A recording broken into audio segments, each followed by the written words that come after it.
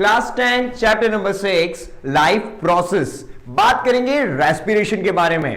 Respiration क्या होता है, रेस्पिरेशन कितने टाइप्स में डिवाइडेड है और ऐसी क्या इंपॉर्टेंस है जिसकी वजह से रेस्पिरेशन हिस्सा बन जाता है लाइफ प्रोसेस चैप्टर का। तो इन सभी सवालों के जवाब आपको मिलने वाले इस वीडियो में और इस लेक्चर में। तो मैं मिहिर शर्मा आप सभी का वेलकम करता हूं आपके अपने चैनल बंकिस्तान आपके मिनी स्कूल में। तो चलते हैं नेक्स्ट बंक पर।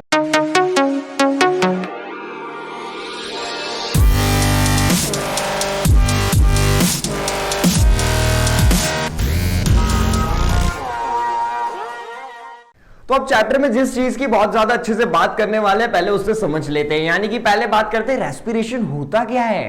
तो रेस्पिरेशन क्या होता है, रेस्पिरेशन एक ऐसी प्रोसेस है, एक बायोकेमिकल प्रोसेस है जिसमें क्या होने वाला है, न्यूट्रिएंट्स का ऑक्सीडेशन होने वाला है सेल्यूलर लेवल पर। सर नहीं आया अच्छे से समझ में, तो चलिए अब आपको डेफिनेशन स्क्रीन पर दिख रही होगी, उसे आप देखिए और यहां से रिलेट करते जाइएगा। अब हम उसे रिलेट करते हैं हमारी डे टू डे लाइफ से। हम जो खाना खा रहे हैं उसमें क्या है, बहुत सारे न्यूट्रिएंट्स होते हैं, हमारे स्टमक में चला गया और वो जो न्यूट्रिएंट्स हमारी बॉडी में प्रेजेंट है उनका क्या होना, ऑक्सीजन के साथ रिएक्शन कर जाना। क्या कर जाना, ऑक्सीजन के साथ रिएक्शन कर जाना कहलाता है ऑक्सीडेशन। तो यहां से हम क्या बोलते हैं कि जो हमने न्यूट्रिएंट्स लिए उनका क्या हो गया, ऑक्सीडेशन। और किस प्रोसेस में हो रहा है, ये रेस्पिरेशन में हो रहा है, क्योंकि बाय रेस्पिरेशन ही तो ऑक्सीजन अंदर जा रहा है, तो और ऑक्सीजन ही न्यूट्रिएंट के साथ रिएक्शन दिखा रहा है। तो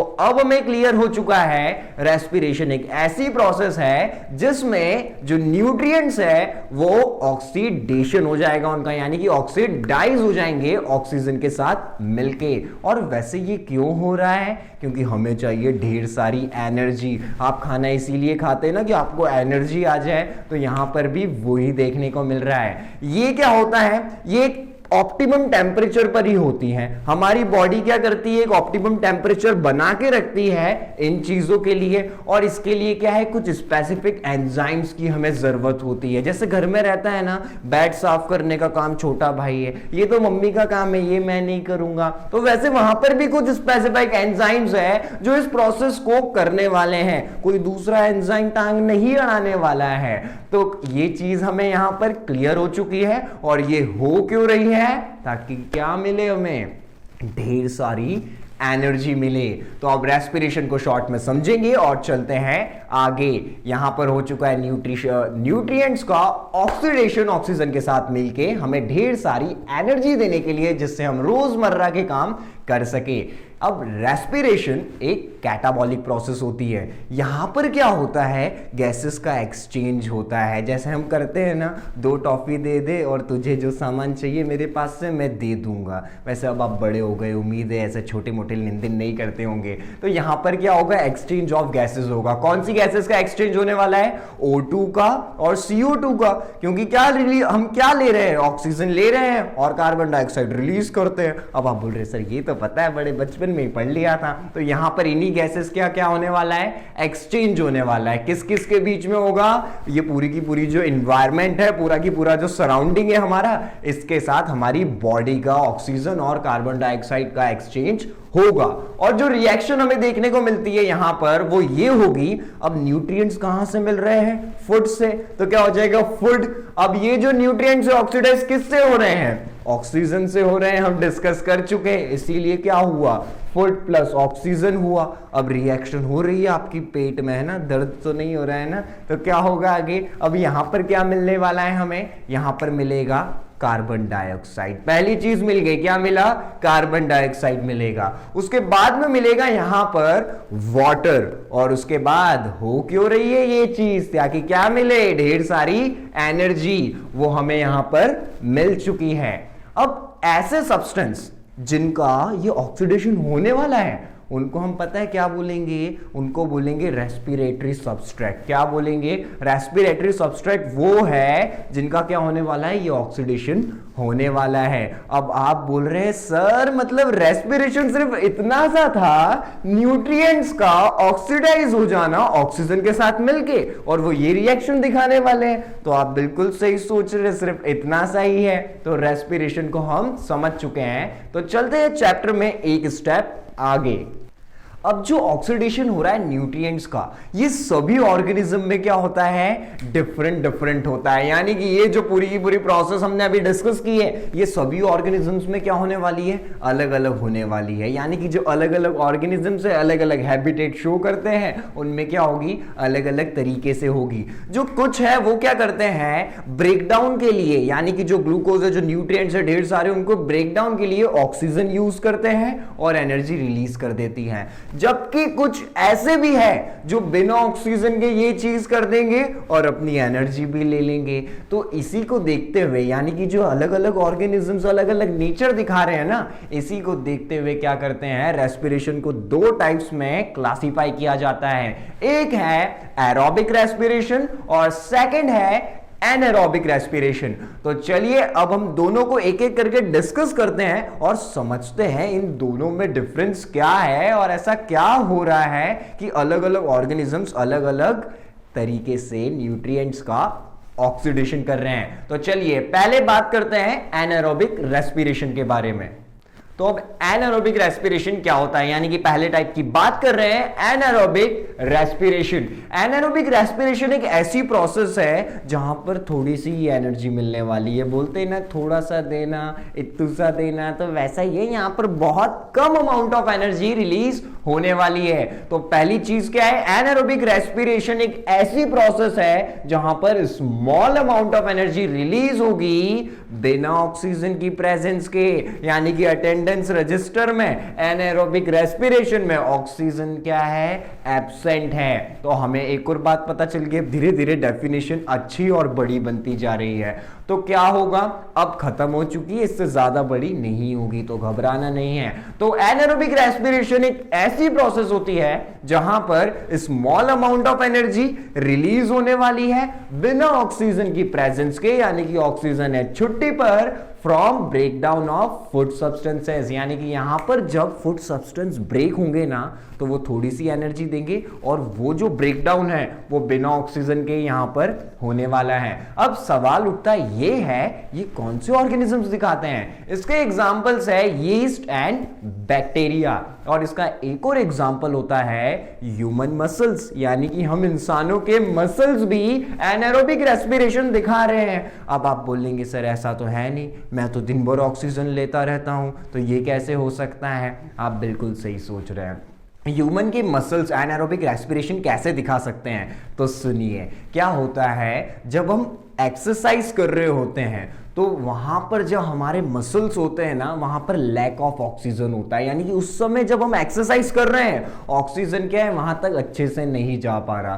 तो जो ह्यूमन के मसल्स होते हैं वो टेम्पररी, हमेशा के लिए नहीं, सिर्फ टेम्पररी, जब तक एक्सरसाइज चल रही है उस टाइम के लिए ये वाला रिएक्शन दिखाने वाले हैं, यानी कि एनारोबिक रेस्पिरेशन वहां पर शो करने वाले हैं। वो बिना ऑक्सीजन के वहां पर ये वाली प्रोसेस करेंगे और एनर्जी कितनी मिलेगी, थोड़ी सी ही मिलेगी। और जैसे ही आपने एक्सरसाइज करना बंद किया, जो हमारे मसल्स है उनमें ऑक्सीजन अच्छे से जाने लगा, तो वो वहां पर हमें नहीं देखने को मिलेगा। तो एनारोबिक रेस्पिरेशन हम समझ चुके हैं और इसके एग्जांपल हम लिख सकते हैं yeast, bacteria and human muscles. और यहां पर हमेशा याद रखना है ऑक्सीजन छुट्टी पर है और एनर्जी मिलने वाली है सिर्फ थोड़ी सी।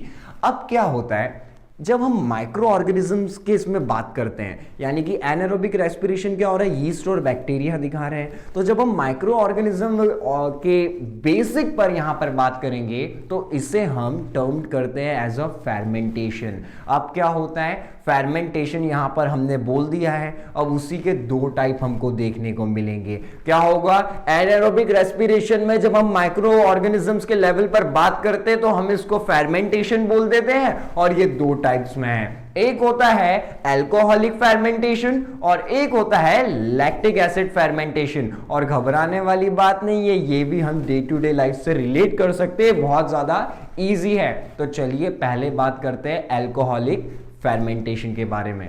तो जो हमारा अल्कोहलिक फेर्मेंटेशन होता है, ये क्या होता है, इनकम्प्लीट ऑक्सीडेशन होता है शुगर का कार्बन डाइऑक्साइड और एथेनॉल में एनर्जी रिलीज करने के लिए। अब आप बोल रहे सर ये तो बड़ा इजी निकला, यानी कि सिर्फ इनकम्प्लीट ऑक्सीडेशन हो जाना शुगर का एथेनॉल और कार्बन डाइऑक्साइड में अल्कोहलिक फेर्मेंटेशन कहलाता है। जी हाँ बिल्कुल, ये जो हमने अभी डिस्कस की है चीज, यही क्या कहलाती है, अल्कोहलिक फेर्मेंटेशन। कुछ नहीं होगा, क्या होगा, इनकम्प्लीट ऑक्सीडेशन होगा शुगर का, किस चीज में, एक तो कार्बन डाइऑक्साइड में और एक एथेनॉल में, ताकि एनर्जी रिलीज हो पाए। और ध्यान रखिएगा, पढ़ रहे हैं एनारोबिक रेस्पिरेशन, तो इसमें क्या होगा, एनर्जी क्या निकलने वाली है, थोड़ी सी ही निकलने वाली है। ये मेनली यीस्ट में होता है, तो हम भी एग्जांपल भी यीस्ट को लेके ही बात करने वाले हैं। और ये यहां पर किस चीज के प्रोडक्शन के लिए हो रहा है, सर इसका इंपॉर्टेंस क्या है, तो यहां पर क्या हो रहा है, जो बियर वाइन चीज ये सब बन रहा है ना, ये किसकी वजह से बन पा रहा है, इसी चीज की वजह से बन पा रहा है। इसीलिए नाम भी तो है अल्कोहलिक फेर्मेंटेशन, जिसमें क्या होगा, ना ना ना ना, अब बोल के नहीं दिखाना है, अब रिएक्शन समझेंगे। जो चीज हमने समझी है उसकी अब रिएक्शन यहां पर अब हम डिस्कस करने वाले हैं। तो स्क्रीन पर अब आप रिएक्शन देख पा रहे होंगे, क्या होगा, शुगर क्या होता है, हमारा ग्लूकोज होता है, तो लिख दीजिए, पहले क्या लिखा, ग्लूकोज। अब ये कहां पर हो रहा है, एरो मार के, साइटोप्लाज्म में हो रहा है। कहां पर हो रहा है, साइटोप्लाज्म में हो रहा है। तो ग्लूकोज इन साइटोप्लाज्म क्या हो जाएगा, पायरूवेट आएगा प्लस एनर्जी रिलीज होगी। जो पायरूवेट है उसके हमें दो मॉलिक्यूल्स यहां पर मिलेंगे और यहां पर क्या मिलने वाली है, हमें एनर्जी मिलने वाली है। अब आगे बढ़ेगी रिएक्शन। अब एब्सेंस ऑफ ऑक्सीजन में, यानी कि अब ऑक्सीजन नहीं है, तो क्या लिखना है आपको, यहां पर लिखना भी जरूरी है। अब आप तो इंटेलिजेंट है, बट जहां पर कॉपी चेक हो रही है, मान सकते हैं वो भूल गए हैं, तो आपको लिखना तो पड़ेगा नहीं कि क्या हो रहा है, ये कैसे हो सकता है। तो क्या करेंगे, वहां पर लिखेंगे absence of O2 in yeast, और ये काय में कन्वर्ट हो जाएगा। अब जो पायरूवेट और एनर्जी रिलीज हुआ उसके बाद ये यहां पर हमें हमारा फाइनल प्रोडक्ट मिल जाएगा। आप लोग तो बोल रहे थे सर बहुत इजी है, हम अच्छे से समझ गए, तो जल्दी से बताइए तो अल्कोहलिक फेर्मेंटेशन में क्या हो रहा था। अब आप बोलेंगे सर बड़ा इजी है, जो शुगर है वो कन्वर्ट हो रहा था कार्बन डाइऑक्साइड और एथेनॉल में एनर्जी देने के लिए, तो अब वही तो होने वाला है। यानी कि जो पायरूवेट और एनर्जी के दो मॉलिक्यूल्स हैं, एरो मार के एब्सेंस ऑफ O2 लिखेंगे और उसके बाद इन यीस्ट में क्या क्या मिल जाएगा, एक एथेनॉल मिल जाएगा प्लस CO2 मिलेगा। और जिसलिए ये पूरी रामायण हो रही है, क्यों हो रही है, क्या चाहिए, एनर्जी चाहिए, तो क्या मिल जाएगी हमें, 2 ATP एनर्जी यहां पर रिलीज हो रहा है, यानी कि यहां पर हमें 2 ATP मिल चुका है। अब ATP क्या होता है, 9th क्लास में पढ़ा होगा आपने, एडेनोसाइन ट्राइफॉस्फेट, ठीक है, जिसी से एनर्जी हमें मिल रही है। तो हमें समझ में आ गया है अल्कोहलिक फेर्मेंटेशन क्यों होता है और वो किस लिए हो रहा है, क्या बनाने के लिए, और वो पूरी की पूरी प्रोसेस क्या है और उसके पीछे की रिएक्शन क्या है। तो जितनी हमने यहां पर डेफिनेशन की बात की, आपने एक दो एग्जाम्पल बता दिए, ये रिएक्शन लिख दी, तो अल्कोहलिक फेर्मेंटेशन में आपको पूरे नंबर मिलने वाले हैं। तो चलिए अब बात करते हैं हमारे दूसरे टाइप की, जो कि है लैक्टिक एसिड फेर्मेंटेशन।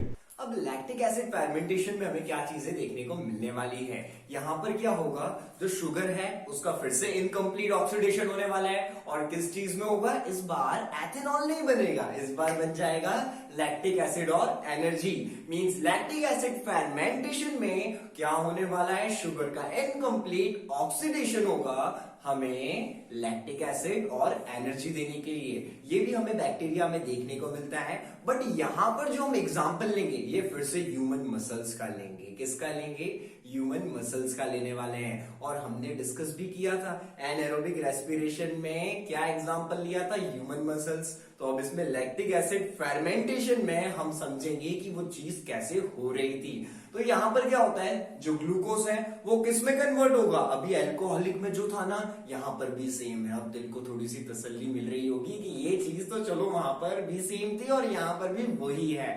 तो क्या होगा, ग्लूकोज काय में होगा, पायरुवेट के 2 मॉलिक्यूल्स प्लस एनर्जी होगा। अब यहां पर जो आगे रिएक्शन होगी ना, ये चीज फर्क बताएगी आपको एल्कोहलिक फेर्मेंटेशन में और लैक्टिक एसिड फेर्मेंटेशन में। तो यहां से क्या होगा, एब्सेंस ऑफ ऑक्सीजन में मसल सेल्स में आपको मिल जाएगा क्या क्या क्या पढ़ रहे हैं, लैक्टिक एसिड फेर्मेंटेशन। तो मिलने क्या क्या वाला है, एक लैक्टिक एसिड मिल जाएगा और 2 एटीपी एनर्जी यहां पर हमें मिल जाएगी। तो फिर से एक बार रिएक्शन को समझते हैं, उसके पहले छोटे से डिस्क्रिप्शन में वापस बात करते हैं। लैक्टिक एसिड फेर्मेंटेशन में ग्लूकोज का इनकम्प्लीट ऑक्सीडेशन होगा हमें लैक्टिक एसिड और एनर्जी देने के लिए। ग्लूकोज कन्वर्ट हुआ पायरुवेट और एनर्जी देने के लिए। उसके बाद लैक ऑफ ऑक्सीजन की वजह से क्या होगा, आगे रिएक्शन होगी मसल सेल्स में और लैक्टिक एसिड प्लस एनर्जी मिल जाएगी। तो ये रिएक्शन दिमाग में फिट कर लीजिए। और अब ये भी पता चल गया एक्सरसाइज के दौरान क्या होता है, मसल्स में ये रिएक्शन हो रही है, इसीलिए बॉडी पर क्रैम्प्स व्रैम्प्स आना भी चालू हो जाते हैं। तो इसी के साथ हमने दोनों टाइप्स डिस्कस कर लिए हैं एनारोबिक रेस्पिरेशन के। तो क्या हो रहा है, एक टाइप पढ़ चुके हैं एनारोबिक रेस्पिरेशन, अब बात करेंगे दूसरे टाइप की जो कि है एरोबिक रेस्पिरेशन। तो चलिए चलते हैं एरोबिक रेस्पिरेशन की तरफ। जो एरोबिक रेस्पिरेशन होता है वो क्या होता है, टोटली डिफरेंट होता है एनारोबिक रेस्पिरेशन से। यानी कि क्या हो रहा था, आप दोनों में बहुत अच्छे से कंफ्यूज नहीं होना है, डिफरेंस कर पाए, इसलिए यहां पर आपको पूरा ध्यान देना है। क्या होगा, जो हमारा एरोबिक रेस्पिरेशन है इसमें पहले तो ज्यादा एनर्जी मिलने वाली है। एनारोबिक रेस्पिरेशन में क्या हो रहा था, बहुत ज्यादा कम एनर्जी मिल रही थी। और एक और चीज वहां पर हो रही थी, एनारोबिक में क्या था, ऑक्सीजन नहीं था, ऑक्सीजन छुट्टी पर था। लेकिन यहां पर क्या होगा, जब हम बात करते हैं एरोबिक रेस्पिरेशन की, तो यहां पर क्या होना है, जो पूरी की पूरी प्रोसेस है ये ऑक्सीजन की प्रेजेंस में होने वाली है। यानी कि हम कह सकते हैं एरोबिक रेस्पिरेशन एक ऐसी प्रोसेस है जो ऑक्सीजन की प्रेजेंस में होगी। यहां पर ऑक्सीजन प्रेजेंट है, क्या देने के लिए, बहुत ज्यादा एनर्जी। और ये यहां से जो एनर्जी निकलती है यही हमारी जो लाइफ प्रोसेस में बहुत सारी चीजें हो रही है ना उनको मेंटेन करती है। यानी कि मेन एनर्जी सोर्स क्या है हमारी बॉडी का, यही जो है रिएक्शन यही है। यानी कि मेन एनर्जी हमारी बॉडी को यहीं से मिल रही है। तो चलिए देखते हैं रिएक्शन क्या होने वाली है। यहां पर ग्लूकोज होगा, अब तो हम समझ ही गए हैं, यानी कि क्या होने वाला है, ग्लूकोज की आगे रिएक्शन होगी। तो ग्लूकोज यानी कि 6 कार्बन मॉलिक्यूल्स होंगे, आगे क्या होगा, इसका ग्लाइकोलाइसिस होगा और ये बनाएंगे पायरुवेट प्लस एनर्जी। आप एक चीज तो हमेशा देख लीजिए, चाहे एरोबिक हो या एनारोबिक हो, एक चीज कॉमन हो रही है। क्या है वो कॉमन चीज, दोनों में क्या होगा, शुगर जब आगे जाएगा यानी कि ग्लूकोज जब आगे रिएक्ट करेगा, पायरुवेट प्लस एनर्जी मिलना है। यानी कि उसके बाद जो प्रोसेस होगी ना, उसके बाद जो एक स्टेप और होगी रिएक्शन में, वो ही पूरा की पूरा डिफरेंशिएट बना रही है कि ये रिएक्शन अलग क्यों है। तो यहां पर क्या होता है, अब ये माइटोकॉन्ड्रिया में होती है। यानी कि आप यहां से एरो बनाएंगे और ये अब होगी माइटोकॉन्ड्रिया में। और इस बार क्या है, ऑक्सीजन यहां पर है, तो ऑक्सीजन क्या रहेगा, प्रेजेंट रहेगा। मींस इन माइटोकॉन्ड्रिया में इन प्रेजेंस ऑफ ऑक्सीजन हमें क्या मिलने वाला है, 6 मॉलिक्यूल्स मिलेंगे कार्बन डाइऑक्साइड के, यानी कि CO2 मिल जाएगा प्लस वाटर मिलने वाला है। और इस बार क्या मिलेगा, एनर्जी मिलेगा ATP। अब कितना ATP मिलेगा, वहां पर मिल रहा था 2 ATP, 2 ATP। और मैं आपको बोल रहा था कम एनर्जी है, तो आप समझ नहीं पा रहे होंगे कि कम क्यों है, क्योंकि इस रिएक्शन में, एरोबिक रेस्पिरेशन के रिएक्शन में हमें ATP मिलने वाला है 38। यानी कि जो एनर्जी हमारा मॉलिक्यूल होता है एडेनोसाइन ट्राइफॉस्फेट, वो हमें मिलने वाला है 38 ATP। तो आप बताइए ज्यादा कौन सा है, किससे पूरा की पूरा लाइफ प्रोसेस चल सकता है, किससे हमारा काम बनेगा। जी हाँ, बिल्कुल सही सोच रहे हैं, यही रिएक्शन है। यानी कि एरोबिक रेस्पिरेशन हम ऑर्गेनिजम्स दिखा रहे हैं जो कि होता है ऑक्सीजन की प्रेजेंस में, और जिसमें रिएक्शन क्या होगी, बहुत ज्यादा सिंपल है, कार्बन डाइऑक्साइड मिलने वाला है, वाटर मिलने वाला है, और बस याद क्या रखना है, इधर ऑक्सीजन प्रेजेंट है और एनर्जी मिलेगी ज्यादा। कितनी ज्यादा, 38 ATP। और एनारोबिक में क्या होगा, वहां पर ऑक्सीजन एब्सेंट है और एनर्जी मिलने वाली है कम। तो यहां पर अब हमें एरोबिक रेस्पिरेशन की डेफिनेशन समझ में आ गई, रिएक्शन भी समझ ली। अब ये क्या होता है, हमारे साइटोप्लाज्म में चालू होती है और कंटिन्यू रहती है लास्ट में माइटोकॉन्ड्रिया तक, और फाइनली हमें एनर्जी मिल जाएगी। तो रेस्पिरेशन समझ चुके हैं, उसके दोनों टाइप्स हमने डिस्कस कर लिए, एक था एनारोबिक और एरोबिक रेस्पिरेशन। तो आप दोनों में अब बहुत अच्छे से डिफरेंशिएट कर सकते हैं। और अगर आपको डाउट है तो वीडियो रोक के पहले डिफरेंशिएट करके देखिए, इसका रिएक्शन, इसमें क्या फर्क है, इसमें क्या फर्क है, और फिर चलिए आगे। तो चलिए अब इन दोनों टाइप्स को डिस्कस करने के बाद अब चलते हैं चैप्टर में एक स्टेप और आगे।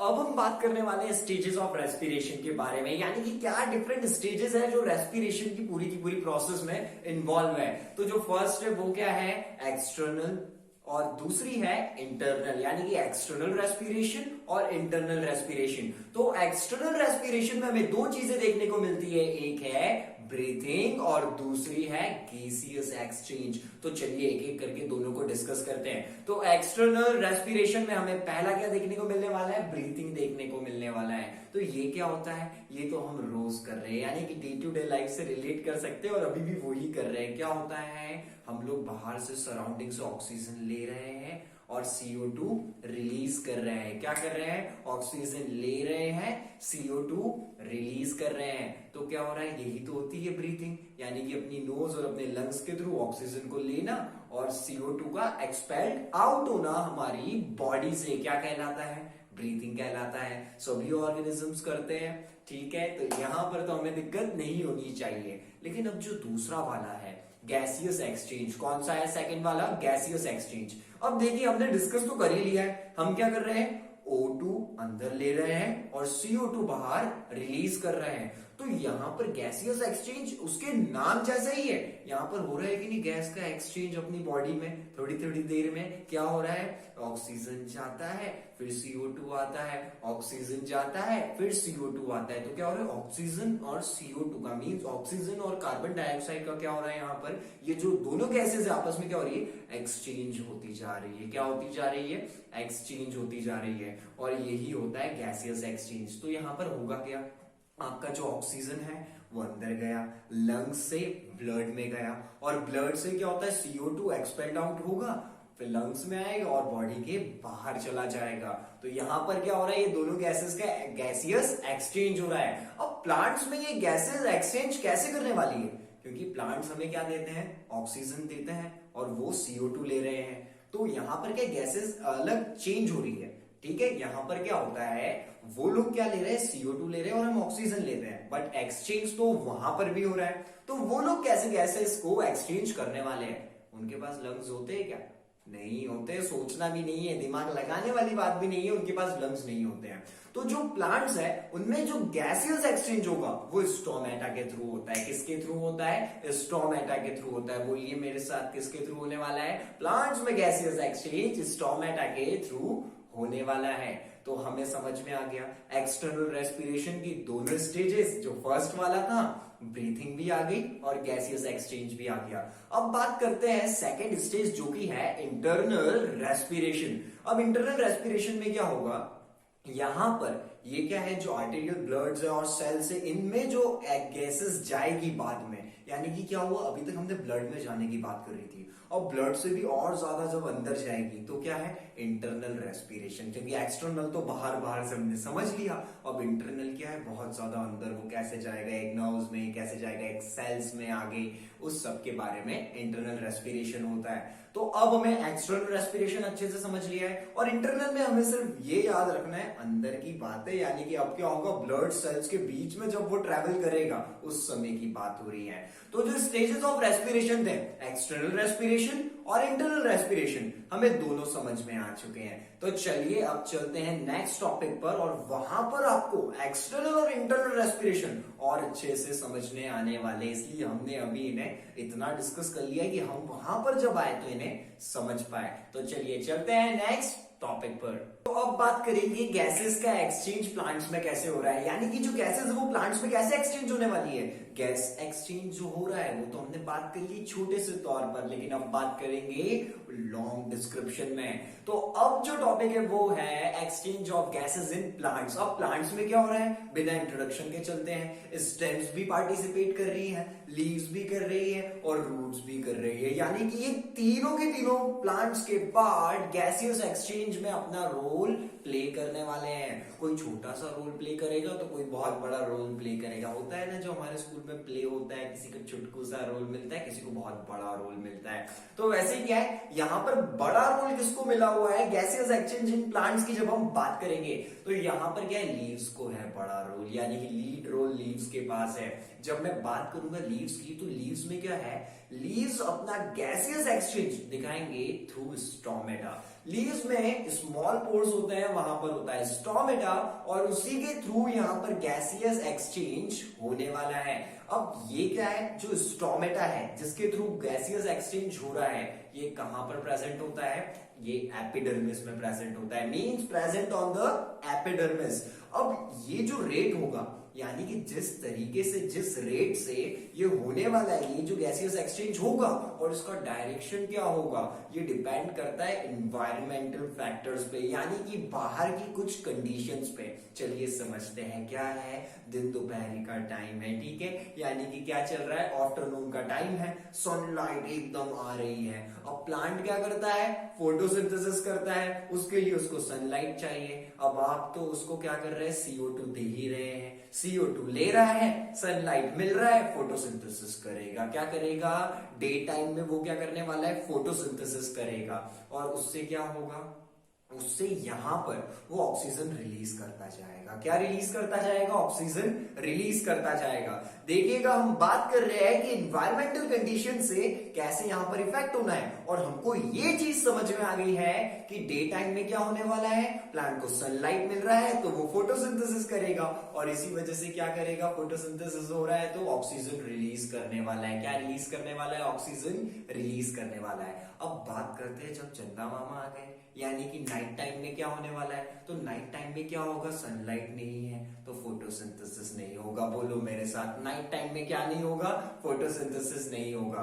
तो अब यहां पर क्या होने वाला है, यहां पर ऑक्सीजन मिलेगा क्या, जब फोटोसिंथेसिस हो ही नहीं रहा है तो ऑक्सीजन नहीं आने वाला है। तो यहां पर क्या होगा, जो CO2 है, अब कुछ चीज हमारे पास ज्यादा हो जाती तो हम उसको क्या करना चालू करते हैं, एलिमिनेट करना चालू करते हैं, या तो उसकी कदर नहीं करेंगे या तो उसे निकाल देंगे। तो नाइट टाइम में क्या होता है, कुछ प्लांट्स है जो हमारे जिन्हें सनलाइट चाहिए रहता है, कुछ क्या जो मोस्ट ऑफ दी है उनको फोटोसिंथेसिस के लिए सनलाइट चाहिए। तो नाइट टाइम में क्या होने वाला है, no photosynthesis means no oxygen, और प्लांट CO2 को एलिमिनेट करना चालू कर देंगे। तो हमने दो केसेस देखे कि गैसियस एक्सचेंज कैसे डिपेंड है एनवायरमेंटल कंडीशंस पे।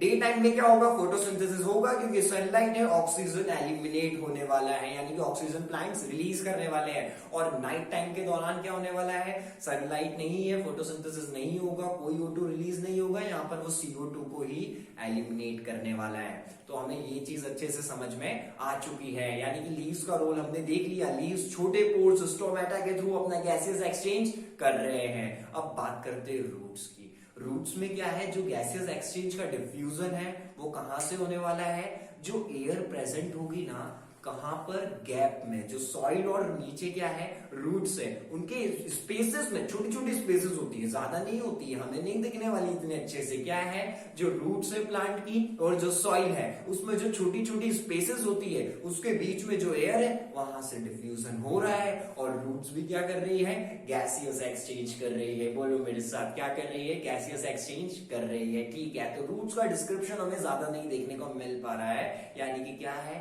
इसका छोटा सा रोल है यहाँ पर। लीव्स का बड़ा रोल था, इसका छोटा है, अब मीडियम रोल आने वाला है। यानी कि अब बात करेंगे स्टेम कैसे कर रही है।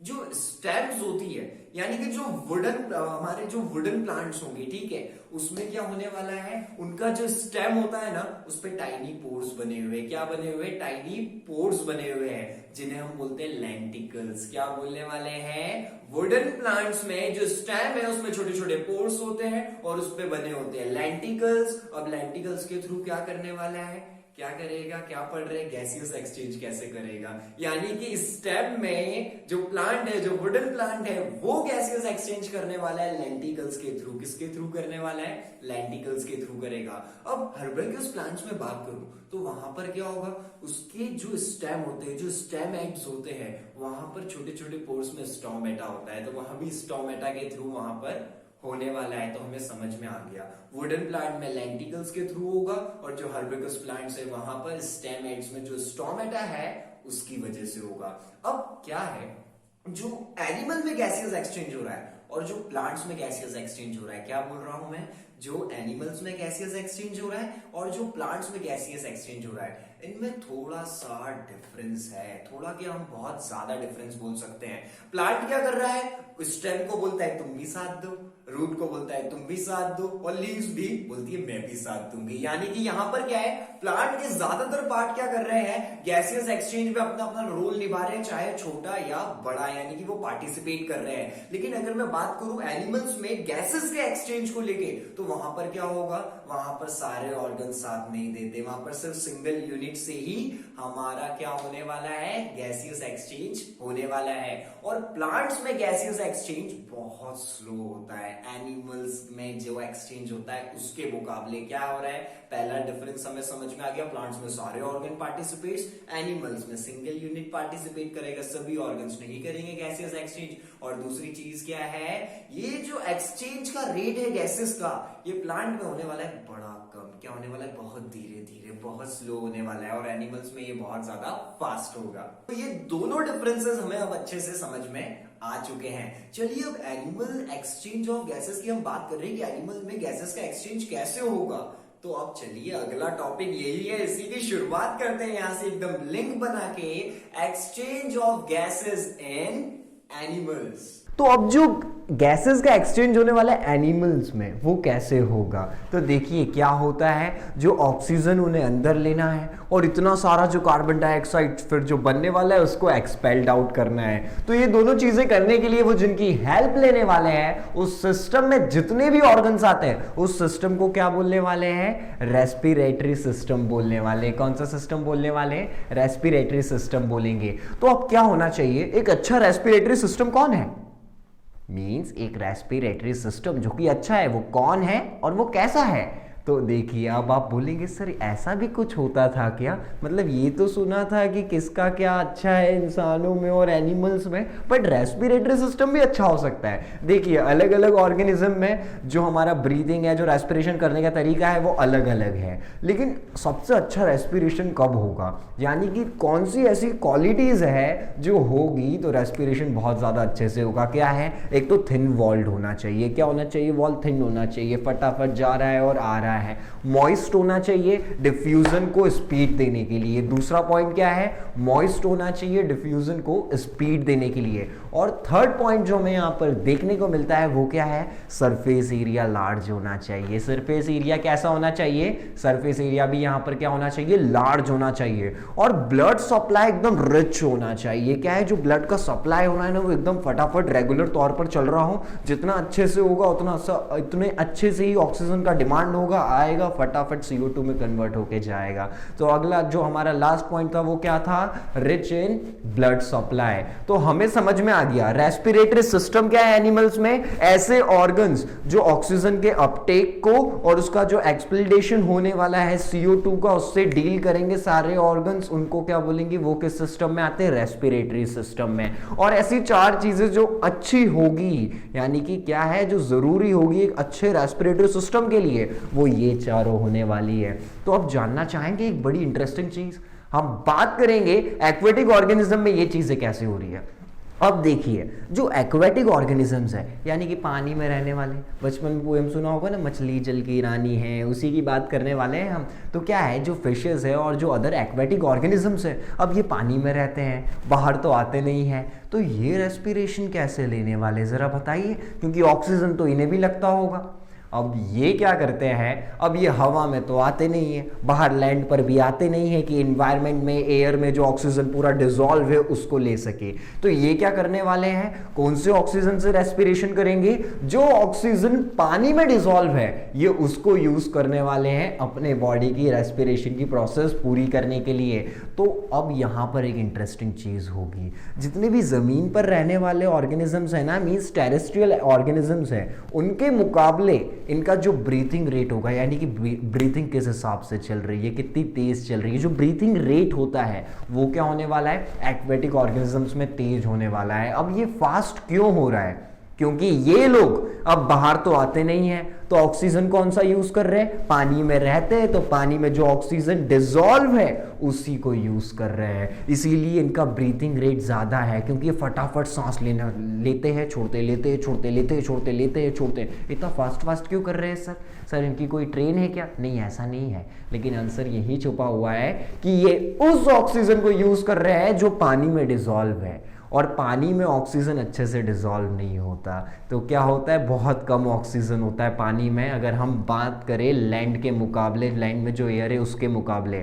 तो लैंड में क्या है, अच्छे से डिसॉल्व है, पानी में अच्छे से डिसॉल्व नहीं होता है। तो अब एक्वेटिक ऑर्गेनिजम्स को पानी में से ही ऑक्सीजन लेना है, तो उनका ब्रीथिंग रेट तेज होता है, वो फटाफट लेते हैं, क्या करते हैं, फटाफट लेते रहते ताकि उन्हें ऑक्सीजन मिले। अब जो फिशेज होती है वो क्या करती हैं, हमें ये चीज तो समझ में आ गई, ब्रीथिंग रेट तेज होने वाला है एक्वेटिक ऑर्गेनिजम्स में इन कंपैरिजन ऑफ टेरेस्ट्रियल। क्यों होने वाला है, क्योंकि ऑक्सीजन जो डिसॉल्व है वाटर में वो इतने अच्छे से नहीं होता टेरेस्ट्रियल वालों के मुकाबले।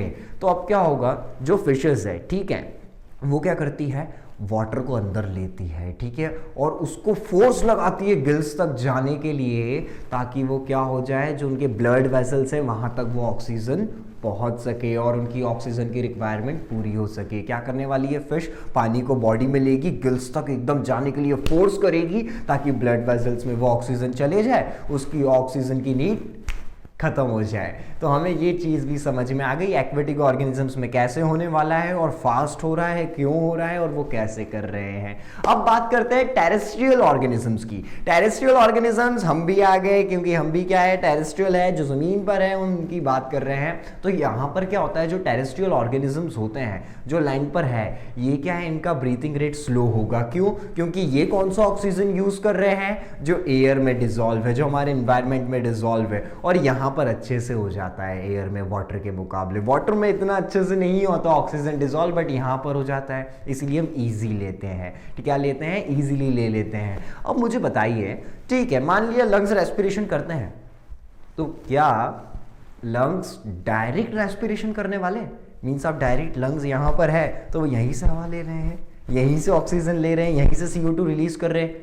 No no no no no, ऐसा नहीं हो रहा है। तो क्या हो रहा है, सभी एनिमल्स में और ह्यूमंस में भी क्या हो रहा है, ये जो रेस्पिरेटरी ऑर्गन्स है, ये जो रेस्पिरेटरी सिस्टम के जितने भी ऑर्गन्स है जो इसमें पार्टिसिपेट करने वाले हैं, ये वेल प्रोटेक्टेड है। क्या है, वेल प्रोटेक्टेड है, यानी कि इनकी सुरक्षा बड़ी टाइट है। क्या होता है, रिब्स आ जाती है, फिर ऊपर से मसल्स है, स्किन से, और पूरे प्रोटेक्टेड है। आप अभी किसी के भी लंग्स दिखा सकते हैं ऐसे बाहर से, वो तो हम अंदाजे से बताते हैं, हार्ट यहाँ होता है, लंग्स यहाँ है, ये यहाँ है, ऐसे दिखते हैं क्या? नहीं दिखते। क्यों नहीं दिख रहे हैं? क्योंकि ये वेल प्रोटेक्टेड है। और इनका क्या है, जैसे एक पाइप होता है ना, पानी यहाँ से यहाँ जा रहा है और उसका मुंह वहाँ पर खुल रहा है और वो वहाँ से एंटर होगा। तो ये सारे ऑर्गन्स क्या है, वेल प्रोटेक्टेड है, और इनके लिए कुछ पैसेज बने हुए हैं। क्या बने हुए? पैसेज, जहाँ से एंटर होने वाला है। और हमारे लिए वो पैसेज क्या है? वो पैसेज है नोज। नोज से क्या होने वाला है, जो ऑक्सीजन है वो एंटर होता है और लंग्स तक चला जाएगा। तो नोज से लेके जो यहां तक का पोर्शन है वो क्या है, एक पैसेज बन गया है वहां से वहां तक जाने के लिए। और वो जैसे ही यहां पर पहुंच जाता है तो वो लंग्स में आ जाएगा और उसका रिक्वायरमेंट पूरी हो जाएगा। और फिर क्या प्रोसेस होने वाली है, फिर वो CO2 में कन्वर्ट हो जाएगा। ये हम डिस्कस कर ही चुके हैं। तो टेरेस्ट्रियल ऑर्गेनिजम्स जितने भी और सारे ऑर्गेनिजम्स होते हैं, उसमें जो रेस्पिरेटरी ऑर्गन्स होंगे वो क्या है, वेल प्रोटेक्टेड होते हैं। अब क्या होता है, लैंड पर बहुत सारे ऑर्गेनिजम्स रहते हैं, ह्यूमंस के साथ साथ बहुत सारे एनिमल्स भी होते हैं। तो सब में क्या है, जो रेस्पिरेशन की प्रोसेस होगी वो अलग अलग ऑर्गन से हो रही है। किस वजह से हो रही है? अलग अलग ऑर्गन ऑर्गन से हो रही है। सभी जो है वो अलग अलग हैबिटेट दिखाते हैं, अलग अलग नेचर दिखाते हैं रेस्पिरेशन को लेके। तो अब आपको यहाँ पर एक टेबल दिख रही होगी स्क्रीन पर, अब इसको डिस्कस करने वाले कि अलग अलग जो ऑर्गेनिजम्स है, अलग अलग जो एनिमल्स है, ये कौन से ऑर्गन्स का यूज कर रहे हैं रेस्पिरेशन के लिए। तो उसके बाद हमारा ये पार्ट भी खत्म हो जाएगा, क्योंकि एक्वेटिक ऑर्गेनिजम्स डिस्कस कर चुके हैं, टेरेस्ट्रियल भी हमने समझ लिया है वो कौन सा ऑक्सीजन यूज करने वाले हैं जो एनवायरनमेंट में प्रेजेंट है। और अब हम अलग अलग ऑर्गेनिजम्स को देखने वाले हैं कि वो रेस्पिरेशन में कौन कौन से ऑर्गन्स का यूज कर रहे हैं। तो चलिए स्क्रीन पे लगी इस पिक्चर को बहुत अच्छे से डिस्कस करते हैं, और ये एग्जांपल्स बहुत ज्यादा इंपॉर्टेंट है, तो जल्दी से कर लेते हैं क्योंकि अगले टॉपिक पर भी तो चलना है।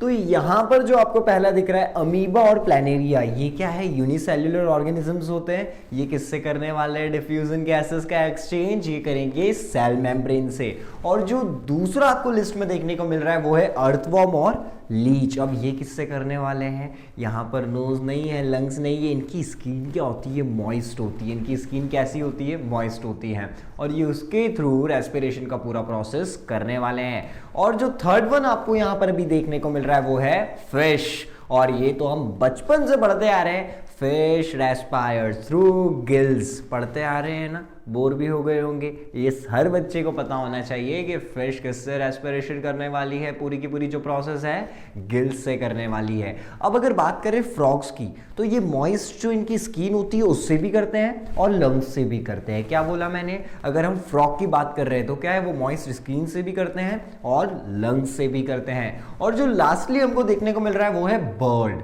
अब बर्ड किससे करने वाली है? बर्ड जैसे हम करते हैं ना वैसे ही करने वाली है। चलिए अब बताइए हम कैसे करते हैं? By lungs. तो बर्ड भी कैसे करने वाली है? लंग्स से करने वाली है। ये टेबल बहुत छोटी है और बहुत इजी भी आपको सुनने में लग रही है, बट इसे रिमेंबर रखना एक थोड़ा सा मुश्किल टास्क हो सकता है कुछ बच्चों के लिए। कुछ बच्चे बहुत जल्दी कर लेंगे। तो देखिए ज़्यादा डिफिकल्ट चीज़ नहीं है, कुछ ऑर्गेनिजम्स के नाम है और वो कैसे रेस्पिरेशन करने वाले, बस वो याद रखना है। और यहाँ पर ये चीज़ समझ में आ जाएगी तो कहीं भी आपसे पूछा शॉर्ट क्वेश्चंस में तो आप फटाक से आंसर दे देंगे, और ये चीज़ आपका जनरल नॉलेज भी बहुत बढ़ाएगी, और एज पर बोर्ड एग्जामिनेशन भी ये ज़रूरी है।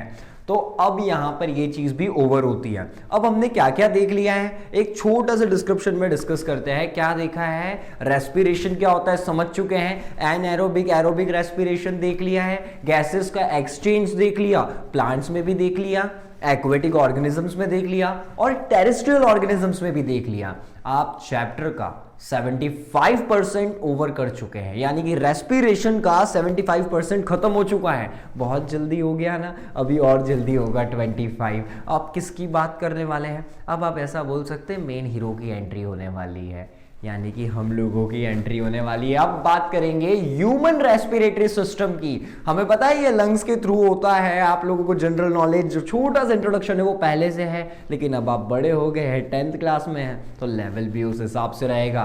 तो चलिए बात करते हैं रेस्पिरेशन में सबसे इंपॉर्टेंट टॉपिक की, जो कि होगा हमारा लास्ट टॉपिक, और वो है respiratory system in human beings. तो चलिए डिस्कस करते हैं। तो ह्यूमन रेस्पिरेटरी सिस्टम की बात कर रहे हैं, और यहां पर क्या होता है, एज लाइक एनिमल्स, जैसा एनिमल्स में होता है ना वैसे ह्यूमंस में भी क्या होता है, रेस्पिरेटरी ऑर्गन से पूरा की पूरा रेस्पिरेटरी सिस्टम है, ताकि क्या हो सके, ऑक्सीजन अंदर आ सके, और जो हार्मफुल कार्बन डाइऑक्साइड है वो अपनी बॉडी से क्या जा सके, बाहर जा सके। तो अब आपको एक एकदम लेबल डायग्राम स्क्रीन पर दिख रहा होगा, इस पर रखनी एकदम सटीक नजर, यहीं पर रखिएगा आप बिल्कुल नजर। तो क्या होगा, अब एक एक चीज डिस्कस करेंगे, आपको ह्यूमन रेस्पिरेटरी सिस्टम समझाने के लिए आ सकता है, ये बहुत ज्यादा इंपॉर्टेंट है रेस्पिरेशन के सेक्शन से लाइफ प्रोसेस में। तो आपको पूरी की पूरी नजर रखनी है और एक एक चीज को हम समझेंगे। देखिए हम कुछ ज्यादा कोई बड़ी चीज नहीं समझ रहे, अब क्या होगा, इतनी सारी चीजें कॉम्प्लेक्स नहीं हुए हैं। क्या हो रहा है, सिर्फ हम सांस ले रहे हैं, वो यहां से एंटर हुई, लंग्स में गई और वापस से रिलीज हुई, बस इसी चीज को डिस्कस करने वाले हैं। यहाँ हमें दुनिया के तमाम टेंशनों की बात नहीं करनी है कि अब अगला प्रधानमंत्री कौन होगा, ये सब बड़े बड़े मुद्दों पर बात नहीं है। क्या डील करने वाले हैं, सिर्फ सांस ले रहे हैं, बॉडी में जा रही है, घुल मिल रही है, वापस निकल रही है, उसको ही अच्छे से डिस्कस करेंगे कि कहाँ कहाँ से होके जा रही है, फिर कैसे कैसे निकल रही है। So it is not a very big deal, यानी कि इतना बड़ा काम नहीं है। तो चलिए बिना देर के शुरुआत करते हैं। अब वेल लेबल डायग्राम एक बहुत अच्छे से यहाँ पर देख पा रहे हैं। अब क्या होगा, हम डिस्कस करेंगे एक एक पार्ट से जहां से एयर एंटर हुई। तो जो पहली चीज होती है ह्यूमन रेस्पिरेटरी सिस्टम में वो होती है नॉस्ट्रिल्स। पहली चीज क्या होती है? नॉस्ट्रिल्स होती है। नॉस्ट्रिल्स एक ऐसी जगह जहां से क्या होगा, जो एयर है वो एंटर होगी हमारी बॉडी में, यानी कि ह्यूमन की बॉडी में जो एयर है वो एंटर कहां से होगी? नॉस्ट्रिल से होगी। अब ये लाइनें होते हैं, यानी कि लाइन होते हैं म्यूकस और हेयर से। किससे लाइन होते हैं? म्यूकस और हेयर से। किस लिए होते हैं? ताकि जो एयर आ रही है ना वो फिल्टर हो जाए। क्या हो जाए? फिल्टर हो जाए। तो पहली चीज जो कि है नॉस्ट्रिल्स, उसको हम अच्छे से डिस्कस कर चुके हैं, जहां से क्या होना है, जो एयर है वो एंटर होगी। और यहां पर क्या है, लाइन में एकदम म्यूकस और हेयर भी होते हैं ताकि वो एयर को फिल्टर कर पाए। और एक और अमेजिंग फैक्ट ये है, जो लोग हमारे यहाँ टोबैको खाते हैं या सिगरेट स्मोक करते हैं, उनका जो म्यूकस और हेयर होता है नॉस्ट्रिल्स में वो गायब हो जाता है। यानी कि क्या होगा, जो हवा आ रही है वो अब अच्छे से फिल्टर नहीं होगी, और इसीलिए लंग्स कैंसर के चांसेस बहुत ज्यादा बढ़ जाते हैं। तो ये चीज भी हमको समझ में आ गई। एक इंटरेस्टिंग फैक्ट भी देख लिया जो आपकी बुक में साइड में है। तो अब अगला क्या है, नॉस्ट्रिल्स तक तो आ गई, यहां से फिल्टर भी हो गई म्यूकस और हेयर के थ्रू। अब कहां जाएगी? अब वो जाएगी नेसल पैसेज में। नॉस्ट्रिल्स के बाद जो एयर है वो कहां जाने वाली है? नेसल पैसेज में। बोलो मेरे साथ, कहां जाने वाली है? नेसल पैसेज में। एक पाइप होता है ना पूरा की पूरा, वैसा ही नेसल पैसेज है। एक नॉस्ट्रिल्स के बाद एक ऐसी जगह जहां से वो एयर निकलने वाली है, वो क्या है? हमारी नेसल पैसेज है। ठीक है, और ये नेसल पैसेज से डायरेक्ट जाएगी फेरिंग्स में। कहां पर जाने वाली है? फेरिंग्स में जाएगी। यानी कि क्या होगा, जो थर्ड चीज हमें देखने को मिलती है वो है फेरिंग्स। फेरिंग्स क्या होता है? ये नेसल चैम्बर का एंड होता है। नॉस्ट्रिल्स में गई, नेसल पैसेज जो है वो वहां पर खत्म हो गया, उसके बाद काय में आएगी? फेरिंग्स में आएगी। और वो एयर कहां पर एंटर हो चुकी है? फेरिंग्स में हो चुकी है, जो कि नेसल चैम्बर का एंड होता है। अब ये ट्रांसफर कर देगा एयर को, किसको करेगा? ये लैरिंग्स को कर देगा। तो लैरिंग्स हमारा क्या होता है? लैरिंग्स हमारा साउंड बॉक्स होता है, जिससे हमारी आवाज आती है। देखिए एडोलसेंस के दौरान क्या होता है, जिस एज में अभी आप हैं, बचपन में बड़ी क्यूट सी आवाज होगी तो सुनते थे, अरे क्या आवाज है इसकी। लेकिन अब लड़कों की आवाज क्या होती है? थोड़ी सी बेकार होने लग जाती है, क्योंकि साउंड बॉक्स हल्का सा क्रैक होना चालू कर देता है, और वो इस लैरिंग्स की वजह से ही होता है।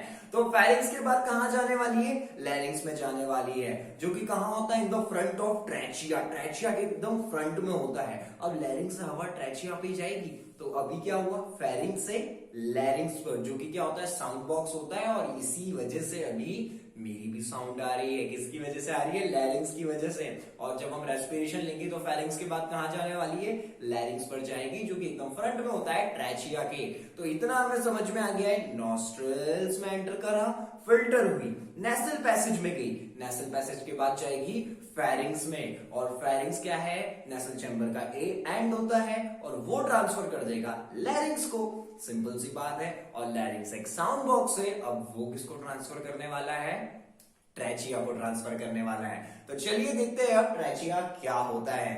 तो नेक्स्ट है अब ब्रोंची, जो आप देख रहे होंगे जहां पर पूरा लेबल करा हुआ लिखा है ब्रोंची। अब ये ब्रोंची क्या होता है? जो हमारा ट्रैचिया है, जो हमने इसके पहले डिस्कस किया है, ये डिवाइड होता है दो स्मॉलर ट्यूब्स में। क्या होता है? दो स्मॉलर ट्यूब्स में डिवाइड हो जाएगा। कब होगा ये? जब वो after entering the thoracic cavity, यानी कि थोरेसिक कैविटी में एंटर होने के बाद हमें क्या देखने को मिलने वाला है? ब्रोंची देखने को मिलने वाला है। और ये फर्दर और उससे ज्यादा एक्सटेंड होने वाला है और लंग्स तक जाने वाला है। कहां तक जाने वाला है? लंग्स तक जाने वाला है। तो हम क्या बोल सकते हैं ब्रोंची को? कि जो ट्रैचिया है वो डिवाइड होता है दो स्मॉलर ट्यूब्स में, और उसी को हम क्या बोलने वाले हैं? ब्रोंची बोलने वाले हैं। और ये फर्दर एक्सटेंड होता जाता है लंग्स तक। अब अगला है ब्रोंचियोल्स। ये भी थोड़ा सा उसके जैसा ही सिमिलियर है। देखिए अब आप डेफिनेशन पढ़ रहे होंगे, आपको लगेगा। अब ये जो ब्रोंची भी है ना, ये भी ट्रैचिया जैसे क्या है? जो ब्रोंचीज है ये भी डिवाइडेड है दो स्मॉलर ट्यूब्स में, जो कि क्या बना देगी? ब्रोंचियोल्स बना देगी। क्या बनाने वाली है? ब्रोंचियोल्स। ब्रोंचियोल्स कैसे बन रहे हैं? ब्रोंची जो है वो दो स्मॉलर ट्यूब्स में डिवाइडेड है, इसलिए क्या बन जाएगा वहां पर? ब्रोंचियोल्स बन जाएगा। और अब जो हर ब्रोंचियोल्स होता है ना, उसमें बहुत सारी एल्वियोलाइज होती है। क्या होती है? एल्वियोलाई होती है। अब ये एल्वियोलाई क्या होती है? यही तो है हमारा अगला वाला। एल्वियोलाई क्या होता है? एक बलून लाइक स्ट्रक्चर होता है। क्या होता है, बलून लाइक स्ट्रक्चर होता है हमारे ब्रोंचियोल्स के अंदर। और ये क्या होता है, जब आप इनहेलेशन और एक्सहेलेशन कर रहे हैं ना, सांस अंदर और बाहर कर रहे हैं, तो उस समय क्या होता है, जो एल्वियोलाई है वो बलून लाइक स्ट्रक्चर है, तो बलून में हवा जाएगी, क्या होगा, फूलेगा और फिर निकलेगी तो फिर ऐसा हो जाएगा। तो एल्वियोलाई ऐसा ही हो रहा है उनके साथ। क्या होता है, वो बलून लाइक स्ट्रक्चर है, कभी कम कभी ज्यादा, कभी कम कभी ज्यादा, कभी ज्यादा कभी कम, ऐसा उनके साथ होता रहता है। और ये इनका सरफेस एरिया, अब ये तो एकदम नॉर्मल बात है कि जब एयर अंदर आएगी बॉडी में और एल्वियोलाई तक जाएगी तो उनका जो सरफेस एरिया है वो क्या हो जाएगा, इंक्रीज हो जाएगा। तो ये अप टू 80 मीटर स्क्वायर तक इंक्रीज हो सकता है इनका सरफेस एरिया जब इनमें एयर अंदर जाएगी। तो ये तीनों भी हमको समझ में आ गए। ब्रॉन्ची क्या होती है, ट्रेचिया डिवाइड्स हो रहा है दो स्मॉलर ट्यूब्स में, और हमारी जब ब्रॉन्ची डिवाइड हो जाएगी दो स्मॉलर ट्यूब्स में तो ब्रॉन्चियोल्स, और ब्रॉन्चियोल्स के अंदर बहुत सारे एल्वियोलाइज हमें देखने को मिलेंगे, और वो क्या होते हैं, बलून लाइक स्ट्रक्चर, जो कि एयर जाने पर अप टू 80 मीटर स्क्वायर तक जा सकते हैं। तो चलिए चलते हैं अब नेक्स्ट वाले पर। अब यहाँ पर हम बात करेंगे अब रिब्स के बारे में। अब ये क्या है, जो कॉम्प्लेक्स चीजें थी वो हम डिस्कस कर चुके हैं, तो अब इनमें हमें दिक्कत नहीं आनी है क्योंकि इनसे हम बहुत पहले की क्लासेस से अच्छे से फैमिलियर है। तो रिब्स क्या होते हैं, 12 पेयर ऑफ रिब्स हमारी बॉडी में होते हैं। अब यहां से क्या होता है, जो लंग्स और हार्ट होता है वो क्या है, इसमें सेफली होता है, यानी कि क्या पूरा की पूरा प्रोटेक्शन है। हमें अगर हम बाय चांस दीवार पे ठुक भी जाते हैं तो ऐसा होता है कि अरे हार्ट के 2 टुकड़े हो गए, नहीं होंगे। क्यों, क्योंकि रिब्स का एकदम टाइट प्रोटेक्शन है और 12 पेयर्स हमें देखने को मिलते हैं। और इसके बाद जब हम देखेंगे तो वो जो अगला है वो है लंग्स। लंग्स क्या करते हैं, लंग्स देखिए मेन हीरो है रेस्पिरेशन के लिए। इतनी सारी चीजों की बात कर ली अंदर अंदर से, लेकिन बाहर से क्या है, लंग्स मेन हीरो होता है रेस्पिरेशन के लिए। ये क्या करने वाले हैं, हमारे पहले तो हम ये जान लेते हैं कि ये पेयर में होता है, यानी कि कितने लंग्स देखने को मिलते हैं, हर किसी में 2 होते हैं ना, कोई नई बात नहीं है, हम सभी को पता है 2 पेयर हमें लंग्स के देखने को मिलते हैं। और क्या होगा, ये एटमॉस्फेयर से ऑक्सीजन लेंगे और ब्लड तक पहुंचाएंगे और वहां से CO2 को ब्लड में से वापस से एटमॉस्फेयर में छोड़ देंगे। तो ये होता है लंग्स का काम, और ये क्लोज होते हैं एक मेम्ब्रेन से। ध्यान से सुनिएगा, ये बात नहीं है, ये नहीं पता होगी क्या है, ये इनक्लोज्ड होते हैं एक मेम्ब्रेन से जिसको बोलते हैं प्ल्यूरा। क्या बोलते हैं, प्ल्यूरा बोलते हैं। और इसका डेफिनेशन भी आप अभी स्क्रीन पर देख पा रहे होंगे। तो अब हो गए सारे खत्म। अच्छा, एक बच रहा है डायफ्राम, जो कि लास्ट वाला है। हम इसके बारे में ज्यादा डिस्कशन नहीं करने वाले हैं। अब आप पूछेंगे ऐसा क्यों, जब हमने इतने सारे अच्छे से डिस्कस कर लिए हैं। तो अब ये एक है आपके लिए गिफ्ट है, आपको डायग्राम खुद से समझना है। बस इतना समझ लीजिए डायग्राम के लिए कि ये पूरी की पूरी चेस्ट कैविटी फॉर्म करता है, और इसके आगे की डेफिनेशन आप स्क्रीन पर अभी डायग्राम की भी देख पा रहे हैं। तो आपको इसे खुद से समझना है और हमें कमेंट बॉक्स में बताना है कि कोई दिक्कत तो आपको नहीं आ रही है, या कोई इश्यू तो नहीं है, या कोई डाउट तो नहीं है। तो इसी के साथ हमने जो ह्यूमन रेस्पिरेटरी सिस्टम है वो अच्छे से समझ लिया है। अब तो डायग्राम तो देख देख के सारी चीजें जब हमने समझी है ना, तो अब हमें एक एक चीज पता चल गई है और कॉन्फिडेंस भी बिल्ड हो गया है। क्या है सर, एक एक चीज समझा सकते हो। अब तो पहले तो बस ये पता था नोज होती है, लंग्स होता है, रेस्पिरेशन चलता है, लेकिन आज अच्छे से पता चल गया है कि ब्रोंची, ब्रोंचियोस, एल्वियोलाई, ये सारी चीजें कैसे कंट्रीब्यूट करती है ह्यूमन रेस्पिरेशन में। तो चलिए ह्यूमन रेस्पिरेटरी सिस्टम की फाइल को करते हैं क्लोज और चलते हैं चैप्टर के लास्ट टॉपिक की तरफ। अब हम बात करने वाले गैसियस एक्सचेंज के बारे में कि गैसियस एक्सचेंज कहां से होता है। प्लांट्स में हमने ये भी देख लिया, एनिमल्स का भी देख लिया। अब ह्यूमंस में क्या हो रहा है, जो गैसियस एक्सचेंज हो रही है ना, इसको थोड़ा सा ब्रीफ में पढ़ने वाले हैं। अब एग्जाम में कभी कभी ऐसे क्वेश्चन आ जाते हैं, इनहेलेशन का मैकेनिज्म समझाइए, एक्सहेलेशन का मैकेनिज्म समझाइए। तो उस समय ये जो पूरा की पूरा प्रोसीजर है, इन सभी स्टेप्स का आपको स्टेप बाय स्टेप कैसे लिखना है वो हम डिस्कस करने वाले अभी। और ये लास्ट चीज है, मीन हमें लास्टली यही सब डिस्कस करना है। तो पहले हम इनहेलेशन का चार्ट देखने वाले हैं कि उसका फ्लो चार्ट हम कैसे बना सकते हैं। तो इमेज आपको जैसी आपको लिखना है वो आपको स्क्रीन पर दिख रही होगी। तो चलिए इसे समझते हैं। और ये क्या है, ये जो भी पोर्शन है ना, ये हम पहले डिस्कस कर चुके हैं। अब बस उसको हम इनहेलेशन वाले पार्ट को ही लिखने वाले हैं, क्योंकि क्या है इनहेलेशन, जब हम सांस अंदर लेने वाले हैं। तो बस हमको यही बताना है उस समय क्या होगा। तो पहला पॉइंट यहां पर क्या होगा, एयर अंदर ले ली गई होगी, किसके द्वारा, नॉस्ट्रल नॉस्ट्रिल्स के द्वारा, यानी कि नॉस्ट्रिल से क्या होगा, एयर अंदर जाएगी, फिल्टर हो जाएगी उसमें जो हेयर और म्यूकस प्रेजेंट है उससे, और सेकंड में क्या होने वाला है, फिर वो पास डाउन होगी ट्रेचिया की तरफ। क्या होने वाला है, नॉस्ट्रिल से चली गई, फिल्टर हो गई हेयर म्यूकस के उससे, और उसके बाद क्या होगी, ट्रेचिया की तरफ डाउन में पास हो जाएगी। उसके बाद नेक्स्ट में क्या होने वाला है, अब जो चेस्ट कैविटी है ना, वो एयर आने की वजह से क्या बन जाएगी, लार्जर बन जाएगी। बोलिए मेरे साथ, क्या बनने वाली है, ट्रेचिया में गई डाउन, उसके बाद में चेस्ट कैविटी क्या हो जाएगी, लार्जर बनना स्टार्ट हो जाएगी, फूलना चालू हो जाएगी। और ये क्यों हो रहा है, सरफेस एरिया तो बढ़ेगा क्योंकि एयर जा रही है उसमें। अब जो ये चेस्ट कैविटी एक्सपांड हुई है, जो हमारी अगली स्टेप है, यहां पर क्या हुआ, चेस्ट कैविटी लार्जर हो गई थी। अब जो नेक्स्ट में क्या होगा, जो चेस्ट कैविटी हमारा एक्सपांड हुआ है उससे क्या होगा, वहां पर वैक्यूम क्रिएट हो जाएगा। चेस्ट कैविटी में क्या क्रिएट होने वाला है, वैक्यूम, मींस यहां पर कोई एयर अभी नहीं है, ठीक है। इसके बाद क्या होने वाला है, जो एयर है वो लंग्स में अंदर आ चुकी होगी, और जो एल्वेओलाइज होगी वो सब क्या है, बलून जैसा स्ट्रक्चर होती है, एक्सपांड होना चालू हो जाएगी। तो पहला पॉइंट क्या है, नॉस्ट्रिल्स के थ्रू अंदर जाएगा, फिल्टर होगा हेयर और मुकस के द्वारा, और दूसरा पॉइंट क्या है हमारे यहाँ पर, passes down to trachea, trachea में पास होने वाला है। तीसरा क्या होने वाला है, जो चेस्ट कैविटी है वो लार्जर बनेगी, और उसके एक्सपांडेशन की वजह से जो एक और पॉइंट हमें देखने को मिलता है, वहां पर वैक्यूम क्रिएट हो जाएगा, और उसके नेक्स्ट में लंग्स सक कर चुके होंगे एयर को, और जो एल्वेओलीज है वो क्या होना स्टार्ट हो जाएगी, एक्सपांड होना स्टार्ट हो जाएगी, और इसी के साथ इनहेलेशन क्या हो गया, ओवर हो गया। हमने इसका पूरा की पूरा फ्लो चार्ट समझ लिया। अगर आपने ये ह्यूमन रेस्पिरेटरी सिस्टम अच्छे से समझा है ना, तो आपको इसको चार्ट समझने में ज्यादा दिक्कत नहीं आने वाली है। मीन्स हम बहुत अच्छे से इसको समझ सकते हैं। डायरेक्ट नॉस्ट्रिल से जा रहा है, फिल्टर हो रहा है, ट्रेचिया में चेस्ट कैविटी बढ़ेगा, उसकी वजह से जो एक्सपांडेशन हुआ है वैक्यूम क्रिएट होगा। अब लंग्स ने एयर को सक कर लिया है, और एल्वेओलीज जो अंदर है बलून लाइक स्ट्रक्चर, उनमें इंक्रीज होने लगा है, वो फुलने लगे, खत्म हो गया इनहेलेशन। तो अब क्या करना है, चलिए बात करते हैं अगले फ्लो चार्ट की, जो कि है एक्सहेलेशन के बारे में। अब एक्सहेलेशन में क्या होगा, जो CO2 हमारी बॉडी प्रोड्यूस कर रही है उसका रिलीज होना हमारी बॉडी से एटमॉस्फेयर में, वो हम डिस्कस करने वाले हैं एक्सहेलेशन में। तो चलिए बढ़ते हैं इसके चार्ट की तरफ। तो इसके फ्लो चार्ट में जो पहली स्टेप आप लिखेंगे क्या है, जो डिसॉल्व कार्बन डाइऑक्साइड है वो अभी कहां पर है, ब्लड में है। क्या है, जो हमारा डिसॉल्व कार्बन डाइऑक्साइड है वो अभी ब्लड में प्रेजेंट है।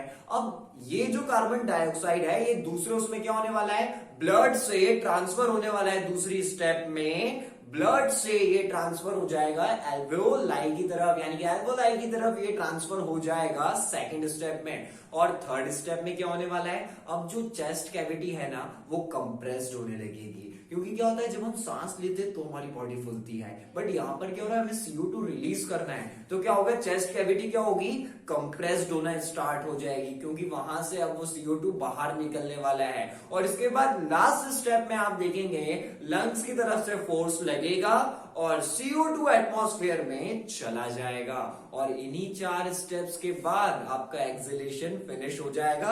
आपने CO2 जो कि ब्लड में था उसको बाहर निकाल दिया है वापस से एटमॉस्फेयर में। तो हमें एक्सहेलेशन का चार्ट भी समझ में आ चुका है, और इनहेलेशन के चार्ट को भी हम डिस्कस कर चुके हैं। अब आ रही है सबसे बड़ी ब्रेकिंग न्यूज, यानी कि गुड न्यूज है जो कि आपके लिए। तो रेस्पिरेशन यहीं पर ओवर होता है। वीडियो पसंद आए तो लाइक करें, शेयर करें और सब्सक्राइब करें, और आज ही बन जाइए बंकिस्तान फैमिली का हिस्सा। तो इसी के साथ मैं मिहिर शर्मा आप सभी से विदा लेता हूं। मिलता हूं नेक्स्ट लेक्चर में, नेक्स्ट वीडियो।